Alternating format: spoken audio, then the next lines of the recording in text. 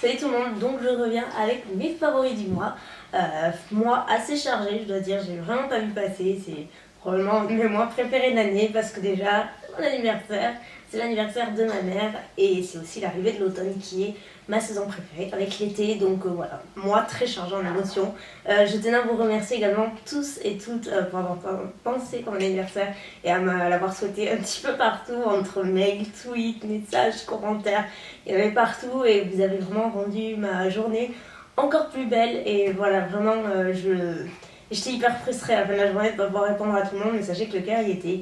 Et voilà, je voulais vous remercier personnellement à travers cette vidéo, parce que ça m'a beaucoup touchée, donc merci infiniment. Donc on va quand même commencer avec le premier favori, un produit que j'ai depuis 2 mois je crois, ou 3, je sais plus, ça passe tellement vite. Et j'adore, et je me suis rendu compte que je ne vous l'avais jamais présenté dans les favoris alors que j'utilise tout le temps. Mais je vous en ai déjà parlé, c'est le bronzer Princess Park Avenue Princess de Tarte. Et donc c'est un format voyage, hein. C'est pas le vrai, mais franchement la quantité est largement suffisante pour commencer. Je l'avais chopé sur Sephora US pour 10$, donc c'est dans un coffret, ça va être vachement le coup. Donc c'est un bronzer qui est pas complètement mat, il a un fini satin. Que j'ai aussi aujourd'hui, mais ça ressort pas très bien, j'ai l'impression, de ce point de vue d'angle. C'est un bronzer. Bélia, non, non. Elle s'est rentrée dans le placard. C'est une vraie fille. Oui. Hein? Oui. Et donc, je disais, c'est un bronzer qui est pas complètement mat. En fait, il a un fini satin, donc assez lumineux, mais pas pailleté du tout. Et c'est genre un des plus beaux bronzers que j'ai jamais vu. Et pourtant, j'adore les bronzers et j'en possède quelques-uns. Les blushs, j'en ai 2. J'ai changé. La petite, c'est toujours le Captivating de Tarte. Je n'arrête pas de porter ce blush, mais ce mois-ci, je me suis dit, fais un effort et essaie d'en porter d'autres. Et c'est ce que j'ai fait. Donc, tout d'abord, c'est vraiment des anciens, hein, mais finalement, c'est les meilleurs. Le Luminoso de Milani, qui est donc qui fait partie de la gamme des blush Lui, que je possède pratiquement tous tellement je les adore. Ils sont pas chers, ils sont excellents, pigmentés, ils ont une texture de fou, un rendu magnifique et de très belles couleurs bien sûr.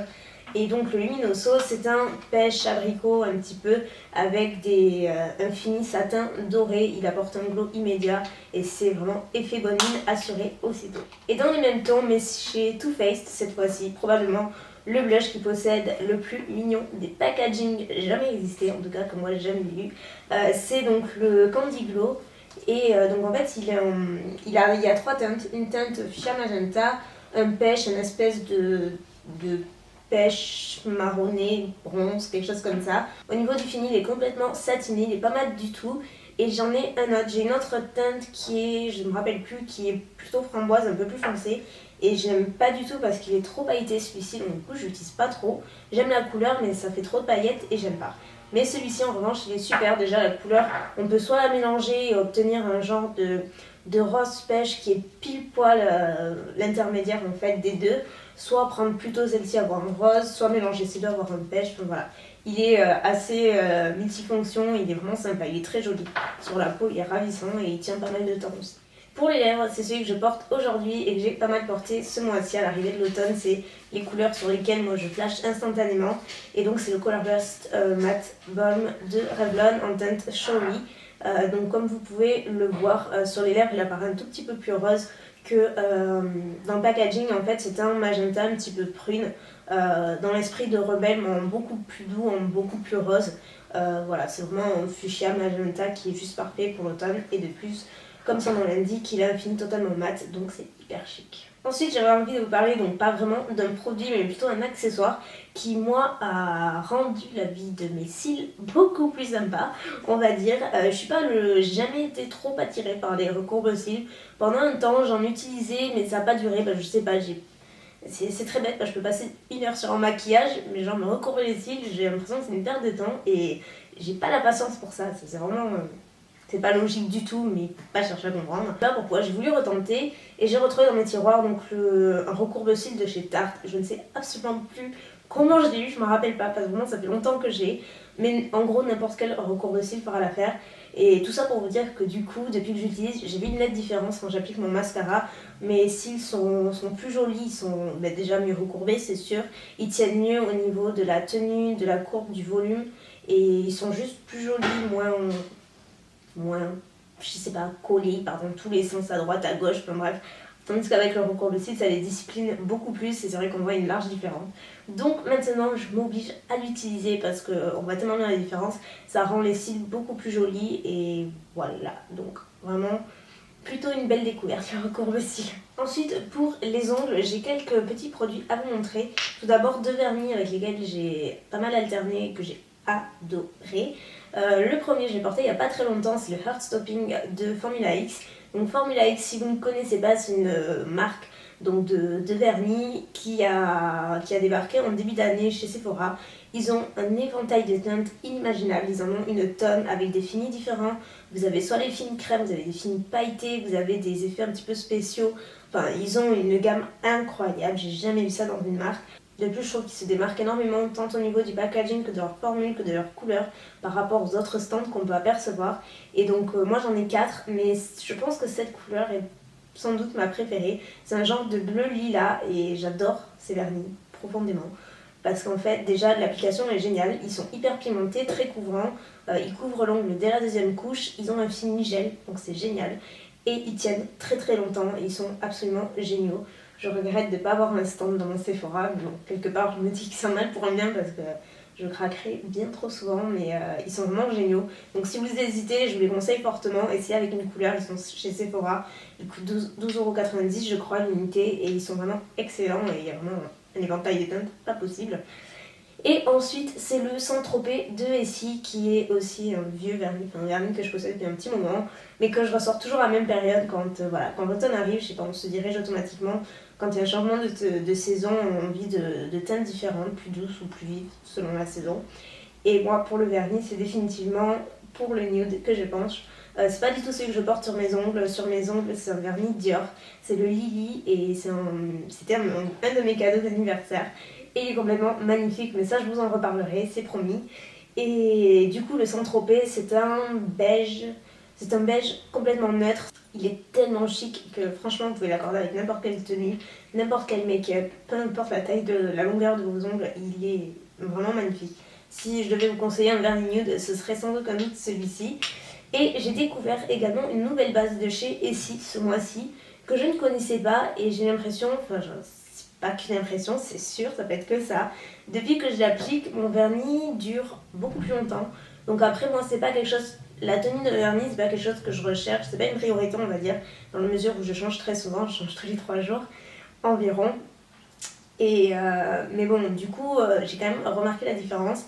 À chaque fois que je portais un vernis, même au bout de 4 jours, grand max, mon vernis n'avait absolument pas bougé. Pourtant, je fais souvent la vaisselle, j'ai les mains dans l'eau, enfin voilà, comme beaucoup de monde. Et franchement, il ne bouge pas. Et je suis sûre que c'est grâce à cette base-là. C'est la base Grow Stronger.